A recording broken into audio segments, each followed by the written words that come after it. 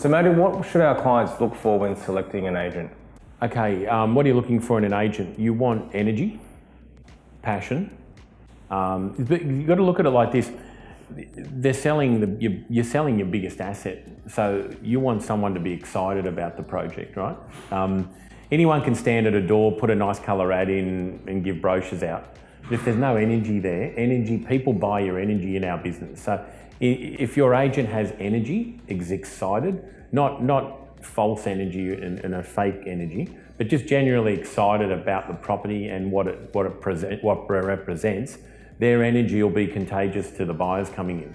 So energy, somebody that's not lazy. So I think those two go in. But if you've got to show a buyer through on Sunday afternoon at 4 o'clock, you need your agent to tell you they're available to show a buyer at any time, because buyers don't wait for the agent or the owner. If a buyer flies in, from overseas and they want to see it at 4 o'clock, when I was an agent day to day, I'm open 7 days a week while that property's on the market. I used to tell my owners that, and they loved that, because often, and I can tell you that it was that buyer at 4 o'clock on Sunday that I took through that ended up buying it, because they had no chance to look at it. It's often they're the people. So energy, not lazy. The old sort of adage, well, if in this day and age, I think there's very few dodgy agents around anymore. The market weeds them out. There's always a couple of bad apples, but honesty and integrity are obviously always one. And the way to find that out, if you're a new client selling, is to ask for some previous names of vendors that agent sold for and in the addresses, so they can check the experience. If an agent's supposed to do that, I used to have a list of all my owners and gave that to the clients so they could ring and check me out before they appointed me.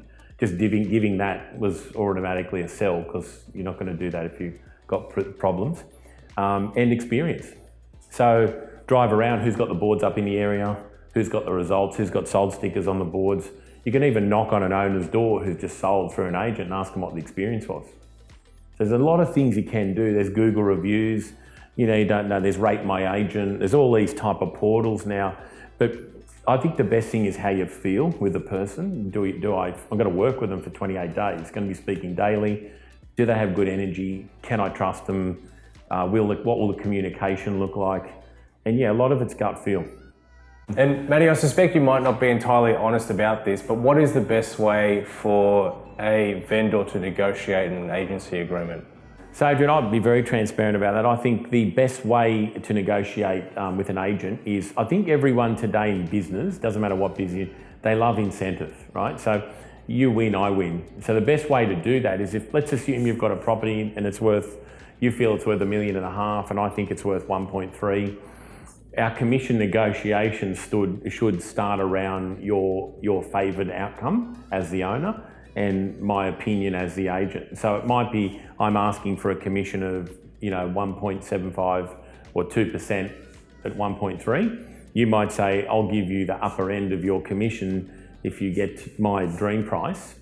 And another thing which a lot of my owners have done over the years with me is they've given me an extra kicker if I've got higher again than what their expectations have been.